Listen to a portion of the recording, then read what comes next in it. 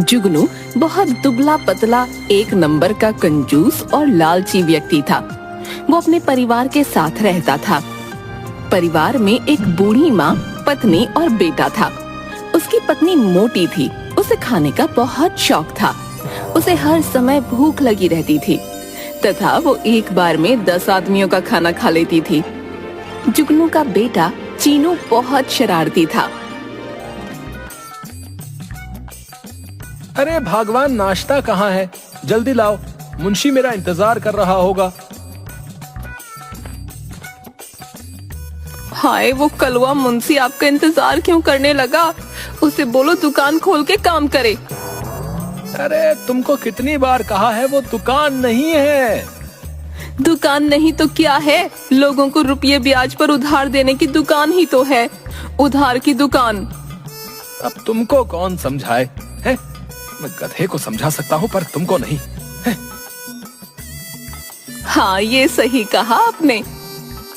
उस मुंशी को बोलो आपकी उधार की दुकान खोल के काम करे। ना ना, वो नहीं खोलेगा। दुकान खोलते ही सफाई करनी पड़ती है। मुंशी झाड़ू नहीं लगाता, मैं लगाता हूँ। हैं? आप झाड़ू लगाते हो दुकान में? तुमको पता है रुपए भी बच जाते हैं। वो जो लड़का पहले झाड़ू लगाने आता था ना, वो बोला सेठ जी 5 रुपया बढ़ा दो। अरे भाई, काहे के 5 रुपया बढ़ा दूं? काम तो उतना ही है, तो रुपए काहे बढ़ेंगे? मैंने कहा तुम जाओ भाई। और वो मुंशी तो सबका बाप है। बोला सेठ जी रोज झाड़ू लगाने के महीने का 30 रुपया लूंगा। अब तुम ही बताओ भाग्यवान, इन लोगों ने लूट मचा रखी है। अरे तो दे देते ना, आपको रोज रोज झाड़ू लगाते शर्म नहीं लगती? अरे अपना काम करने में कैसी शर्म, और रुपया भी बच जाता है। आप भी ना, अब आज थोड़ी देर होगी। क्यों, नाश्ता बना नहीं अभी तक? बना था पर क्या? वो मैंने खा लिया। मेरा नाश्ता खा लिया? तो कोई नहीं, चीनू या माँ के हिस्से का मुझे दे दो, उनके लिए फिर से बनवा लेना। उनका भी मैंने खा लिया। सुबह जितना नाश्ता बना था मैंने खा लिया। अब क्या करूं, पूरियां देखकर रहा नहीं गया। तुम्हारी इस खाने की आदत ने मुझे बर्बाद कर दिया है। इतना रुपया राशन में जाता है, कुछ पता भी है? ऊपर से जब देखो खा खा कर कितनी मोटी हो रही है। सुनो जी, कितनी बार कहा है, कुछ भी कहो पर मुझे मोटी मत कहा करो। मेरा वजन है ही कितना, बस 150 किलो ही तो है। ये कोई मोटापा है क्या? हे प्रभु, तू ही समझा इसे। सुनो, मैं जा रहा हूँ। अगर खाने को कुछ बचे तो भिजवा देना। तभी अंदर से आवाज आई, जुगनू, अरे ओ जुगनू, सुन तो। लो, अम्मा बुला रही हैं। अरे क्या है अम्मा? अरे कितनी बार कहा है, जाते वक्त टोका मत करो।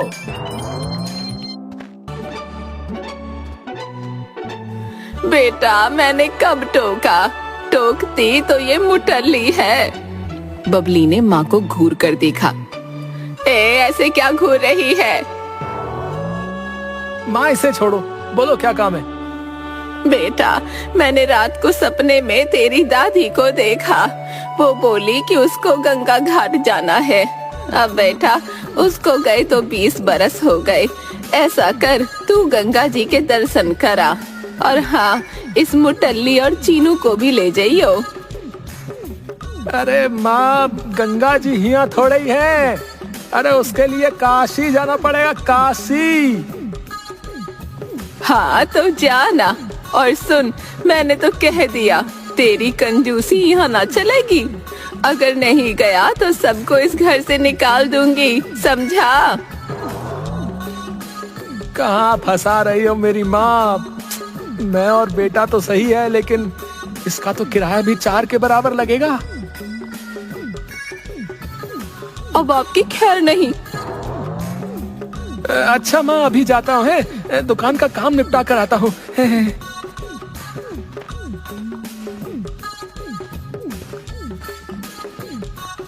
दुकान में अरे मुंशी, माँ ने काशी जाने के लिए कहा है। तू मेरी, चीनू और उसकी माँ तीनों की रेलगाड़ी की टिकट का हिसाब लगाकर कुल कितना खर्चा होगा ये बता। मुंशी हिसाब करने लगा। कुछ देर बाद उसने एक पर्चा जुगनू को दिया। उसे पढ़कर वो उछल पड़ा। 1000 रुपया का एक आदमी की टिकट, रहने खाने का अलग खर्चा। हाँ सेठ जी, काशी यहाँ थोड़े ही है, बहुत दूर है। आप बोलो तो एक सलाह दूं। सेठ जी, ये रेलगाड़ी का चक्कर छोड़ो, बहुत महंगा हो जाएगा। आप बस से चले जाओ, बस का टिकट सस्ता भी है और शाम वाली बस का और भी सस्ता है। मुंशी, तुम सच कह रहे हो?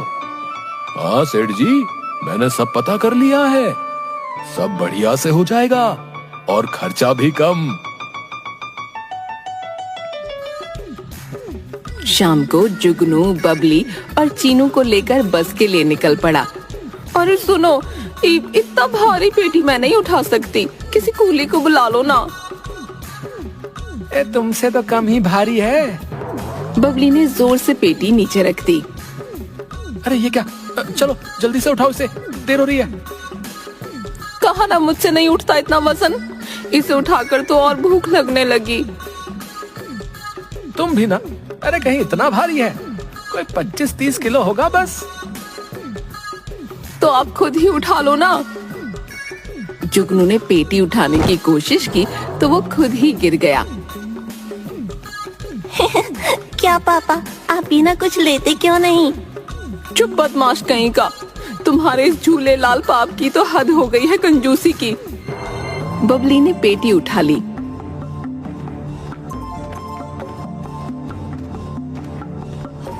तीनों स्टैंड पर पहुंचे तो वहाँ बहुत भीड़ थी। जुगनू एक आदमी से, ए भैया, ये शाम को काशी जाने वाली बस कौन सी है? देखो भैया, ऐसा है, शाम की कोई बस नहीं है, ठीक है? वो सामने वाली बस अभी आधा घंटे में चलने वाली है, ठीक है? बस के पास बहुत भीड़ थी। उसमें बैठने के लिए एक दूजे को लोग धक्का दे रहे थे। पापा, क्या हम इस बस में जाएंगे?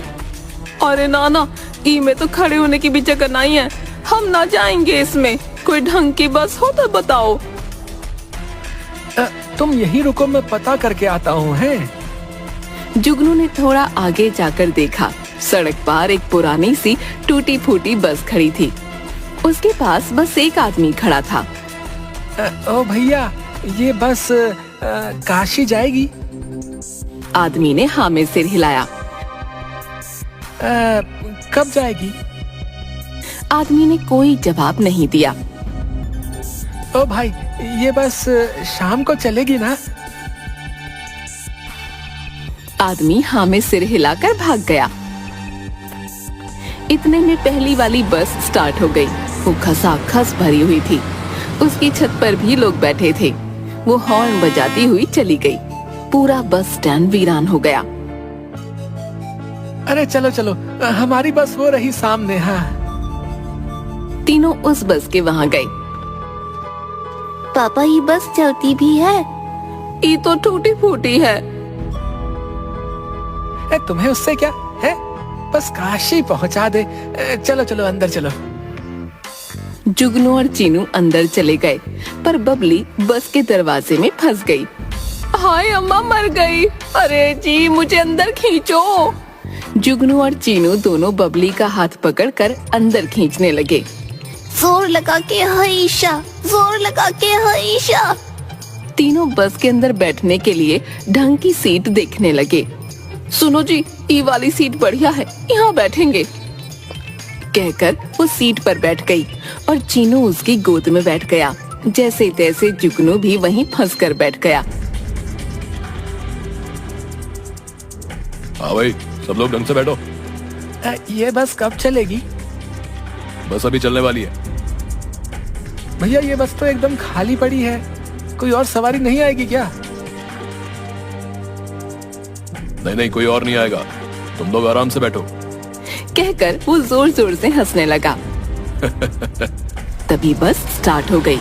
पूरी बस जोर जोर से हिलने लगी और जुगनू सीट से नीचे गिर गया।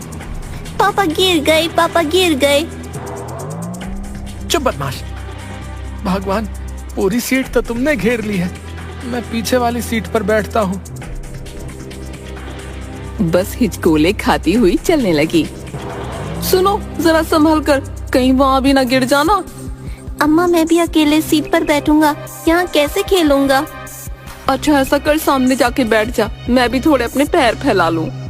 रात होने पर बस में अंधेरा हो गया। अरे बत्ती जलाओ। बत्ती नहीं है।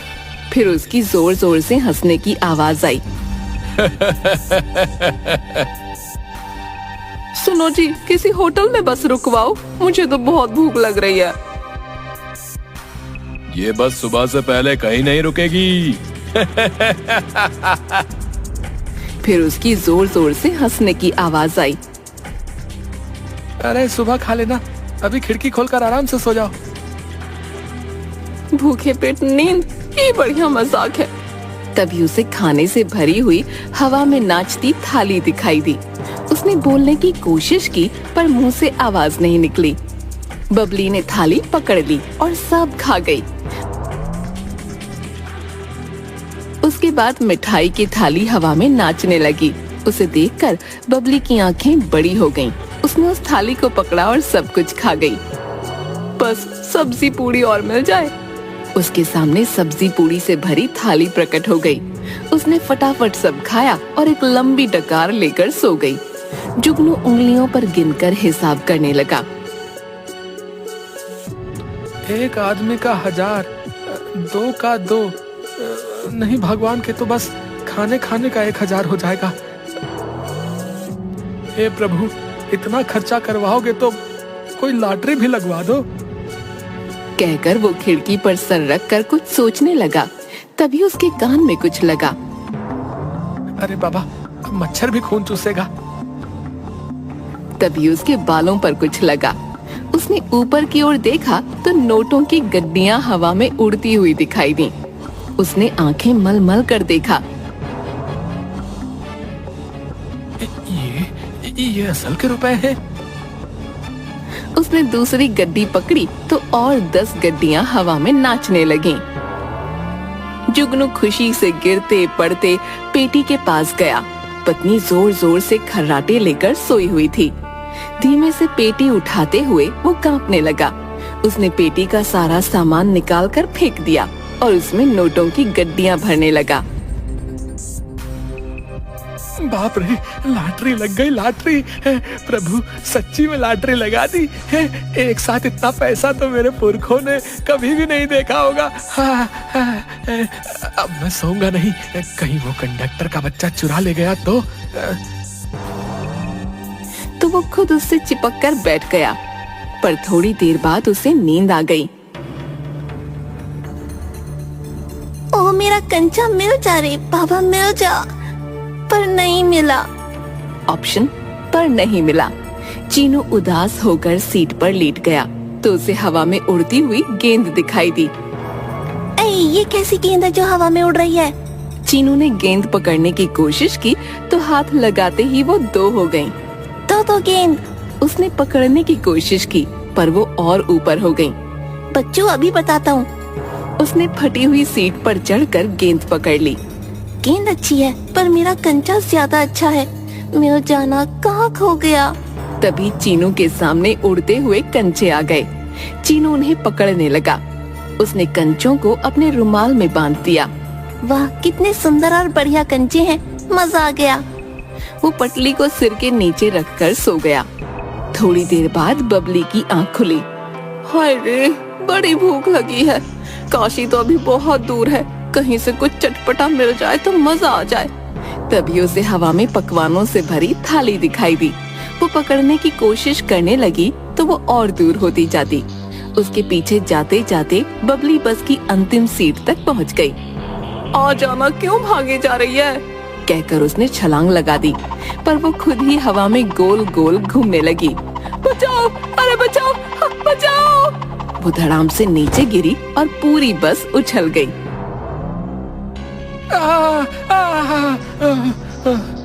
बस रुक गई। तब जीनू और जुगनू ने बबली को उठाया। इस ड्राइवर और कंडक्टर को छोड़ूंगी नहीं। उसने ड्राइवर सीट पर देखा तो वहाँ कोई नहीं था। सुनो जी, ये दोनों कहाँ गायब हो गए? पता नहीं, इस बस से अब तक कोई नीचे नहीं उतरा। उन्होंने यहाँ वहाँ देखा पर कोई नहीं था। सवेरा हो गया, लगता है काशी आ गया। चलो चलो नीचे उतरो।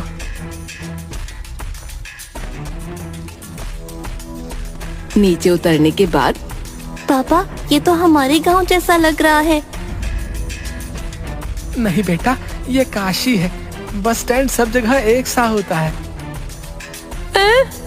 ओ देखो, ये तो वही गांव का खीरे वाला है। ए भैया, तुम हमारे पीछे पीछे काशी तक आ गए? काशी? कहाँ है काशी? ये काशी तीर्थ है, हमको गंगा घाट जाना है। तुम्हारा यहाँ कैसे आना हुआ? भौजी पगला गई हो का है? ये काशी नहीं, अपना गांव है, गांव है। ये कैसे हो सकता है? हमने पूरी रात बस में सफर किया काशी जान खातिर। गांव कहाँ से आ गया? कौन से बस में गए भैया? वो सामने वाली। खीरे वाला सामने देखता है, वहाँ कोई बस नहीं थी और जुगनू और बबली बस को वहाँ न देखकर वहीं खड़े खड़े सुन्न हो गए। भाई, हम लोग पूरी रात एक बस में सफर करके आए हैं भाई, लेकिन अब देख रहे हैं तो अपने ही गांव में है। आप हमें किस बस में ले गए थे जी? मैंने तो खूब चटकारे लगाकर पता नहीं क्या क्या खाया है रात में। हाँ, और मैंने तो तुम्हारे संदूक से सामान बाहर फेंक पैसों से भर लिया है। दोनों जल्दी से संदूक खोलकर देखते हैं, उसमें कपड़ों के सिवाय कुछ न था।